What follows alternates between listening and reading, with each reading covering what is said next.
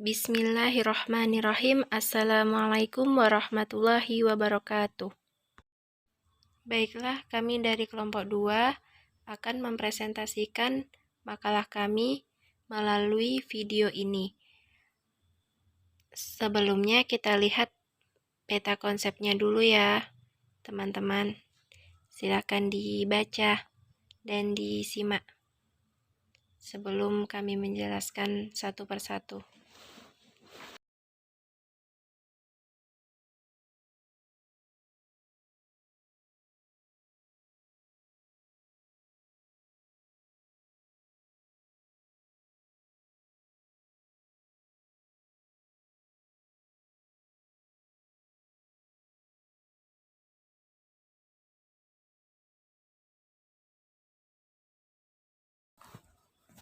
Pembahasan A. Faktor Nabi Hijrah ke Madinah. Setelah terjadinya Baiat Aqobah II, Rasulullah menyuruh umat Islam berhijrah ke Yasrib secara sembunyi-sembunyi agar tidak diketahui oleh orang kafir. Beliau pun akhirnya menyusul hijrah. Di Madinah, Nabi Muhammad SAW segera meletakkan dasar kehidupan yang kokoh bagi pembentukan masyarakat baru. Di samping kaum muhajirin dan ansor, modal utama yang dimiliki oleh Nabi Muhammad SAW adalah Islam yang bersumber pada wahyu yang ada dalam Al-Quran. Di dalamnya terkandung ajaran akidah yang tinggi dan sempurna sehingga mampu menyatukan manusia di bawah satu bendera. Ketika masih di Kuba, Nabi Muhammad SAW bersama umatnya mendirikan sebuah masjid yang pertama. Masjid Kuba didirikan di atas sebidang tanah yang terletak di dekat rumah Abu Ayyub Khalid Al-Ansari. Masjid ini yang akhirnya berfungsi sebagai pusat politik dan pemerintahan. Setelah mendirikan masjid, Nabi Muhammad SAW membina persatuan dan kesatuan umat Islam. Pada tahap berikutnya, Nabi Muhammad SAW mulai melakukan musyawarah dengan para sahabat, kaum muhajirin dan kaum ansor untuk merumuskan pokok-pokok dasar kehidupan masyarakat dan bernegara. Meskipun sudah menandatangani Piagam Madinah, orang-orang Yahudi berupaya mengerongrong kebijakan negara. Mereka berupaya menyerang agama Islam dan menghalangi menyebarnya agama Islam di khalayak yang lebih luas. Setelah 2 tahun berada di Madinah, Nabi Muhammad SAW mendapatkan wahyu yang memperbolehkan berperang untuk mempertahankan diri. Semenjak wahyu tersebut turun, umat Islam tidak lagi bersifat mengalah terhadap tindakan kaum kafir. Ada 2 sebutan perang pada masa Nabi Muhammad SAW, yaitu Ghazwah dan Sariyah. Perkembangan Madinah setelah kedatangan Nabi Muhammad SAW. Dalam rangka memperkokoh masyarakat dan negara baru, Nabi segera meletakkan dasar-dasar kehidupan bermasyarakat. Yang pertama, mendirikan masjid. Setelah agama Islam datang, Rasulullah bermaksud hendak mempersatukan suku-suku bangsa ini dengan jalan menyediakan suatu tempat pertemuan. Di tempat ini, semua penduduk dapat bertemu untuk mengerjakan ibadah dan pekerjaan-pekerjaan atau upacara-upacara lain. Maka, Nabi mendirikan masjid yang diberi nama Baitullah. Tujuan Rasulullah mendirikan masjid adalah untuk mempersatukan umat manusia dalam satu majelis, sehingga majelis ini, umat Islam, bisa bersama-sama melaksanakan sholat jamaah secara teratur, mengadili perkara-perkara dan bermusyawarah. Masjid ini memegang peranan penting untuk mempersatukan kaum muslimin dan mempererat tali ukhuwah Islamiyah.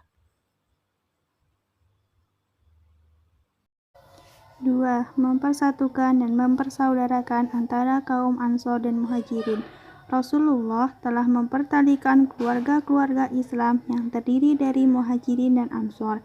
Masing-masing keluarga mempunyai pertalian yang erat dengan keluarga-keluarga yang banyak karena ikatan persaudaraan yang diadakan Rasulullah. Persaudaraan ini pada permulaannya mempunyai kekuatan dan akibat sebagai yang dipunyai oleh persaudaraan nasab, termasuk diantaranya hal pustaka, hal tolong-menolong, dan lainnya. 3. Menjalin hubungan persahabatan antara kaum muslim dengan yang tidak beragama muslim. Nabi Muhammad SAW hendak menciptakan toleransi antar golongan yang ada di Madinah.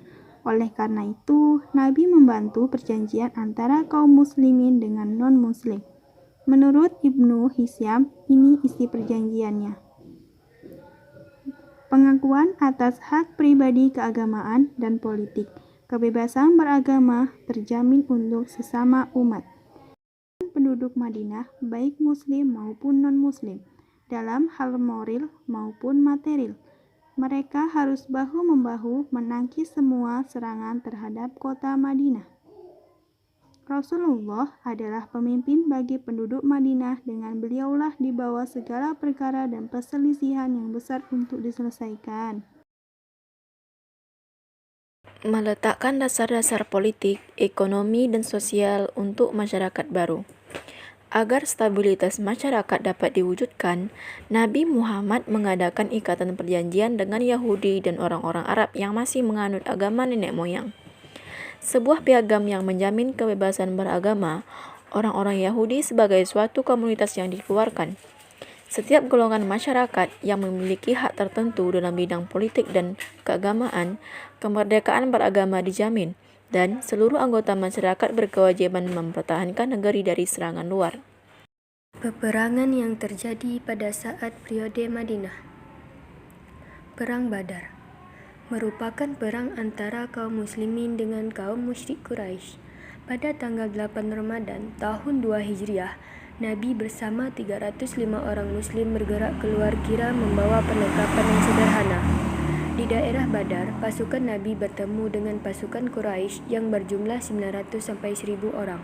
Dalam perang ini, kaum muslimin keluar sebagai pemenang.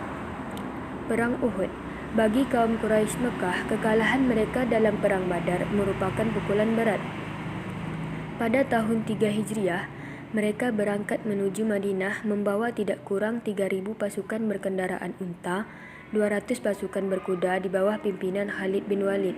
700 orang di antara mereka memakai baju besi. Nabi Muhammad menyongsong kedatangan mereka dengan pasukan sekitar 1.000. Namun 300 orang Yahudi membelot dan kembali ke Madinah. Tepatnya di Bukit Uhud, kedua pasukan bertemu. Perang dahsyat pun berkobar. Perang Khandaq. Masyarakat Yahudi dan Mekah menyusun kekuatan bersama guna menyerang Madinah.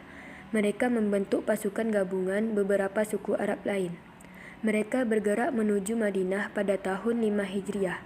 Atas usul Salman Al-Farisi, Nabi memerintahkan umat Islam menggali parit untuk pertahanan. Setelah tentara sekutu tiba, mereka tertahan oleh parit itu. Namun, mereka mengepung Madinah dengan mendirikan kemah-kemah di luar parit hampir sebulan lamanya. Perang ini disebut Perang Ahzab atau Perang Khandaq. Dalam suasana kritis itu, orang-orang Yahudi Bani Quraiza di bawah pimpinan Ka'ab bin As'ad berkhianat. Hal ini membuat umat Islam makin terjepit. Setelah sebulan pengepungan, angin dan badai turun amat kencang, menghantam dan menerbangkan kemah-kemah dan seluruh tentara sekutu. Mereka terpaksa menghentikan pengepungan dan kembali ke negeri masing-masing tanpa hasil apapun. Perjanjian Hudaybiyah. Nabi Muhammad SAW dan kaum muslimin sudah merindukan ibadah haji. Pada tahun ke-6 Hijriah, Nabi Muhammad SAW dan kaum muslimin berangkat ke Mekah. Jumlah mereka sebanyak 1.000 orang. Untuk menghilangkan praduga jelek dari kaum kafir Quraisy, umat Islam berpakaian ihram dan menutup ternak untuk disembelih pada hari tasyrik di Mina. Untuk sekedar menjaga diri, mereka membawa pedang yang disarungkan. Ketika sampai di suatu tempat yang bernama Hudaybiyah, Nabi Muhammad SAW berhenti. Beliau mengutus Utsman bin Affan kepada orang-orang kafir Quraisy untuk menjelaskan tujuan kaum muslimin ke Mekah, yaitu untuk beribadah haji dan menengok saudara-saudaranya.